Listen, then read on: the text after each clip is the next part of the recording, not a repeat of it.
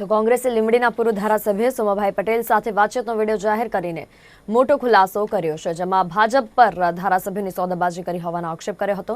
આ મુદ્દે પ્રદેશ ભારતીય જનતા પાર્ટી પ્રમુખ સી આર પાટીલની પ્રતિક્રિયા પણ સામે આવી છે। તેમણે કોંગ્રેસની વાતને પાયાવિહોણી ગણાવી કોંગ્રેસને આ પ્રકારના જુઠ્ઠાણા ફેલાવવાની આદત હોવાનું જણાવ્યું હતું।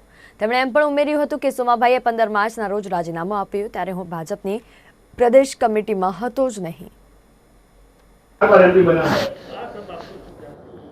तो सभी मेरे को पहचान दे।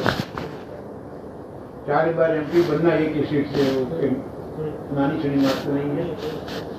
जो महत्वनी बात ये है कि क्या सोमाभाईए नवा प्रदेश अध्यक्ष आ डील में था ने एमणे कोई पैसा की ऑफर करी है कहूँ ज नहीं। एमणे एटलुं ज कहूँ कि नवा अध्यक्ष ए मारो मित्र है। हूँ 2009 थी सांसद छूँ। ये मारी साथे संसद में कांग्रेस में था संसद सभ्य तरीके एटले एमने ओळखूं छूं। पहला ए भारतीय जनता पार्टी में पण संसद तरीके था एटले एमणे मारो उल्लेख फक्त मित्रथी एटलो ज करे छे। कोई एनी लेवड देवडमां हूँ हतो एवुं एमणे क्यांय कह्युं नथी।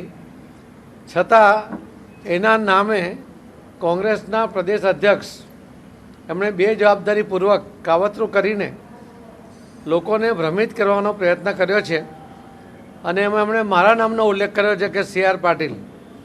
सी आर पाटील एवुं क्यांय सोमाभाईए कह्युं नथी। क्यांय हूँ डीलमां हतो एवुं पण कह्युं नथी।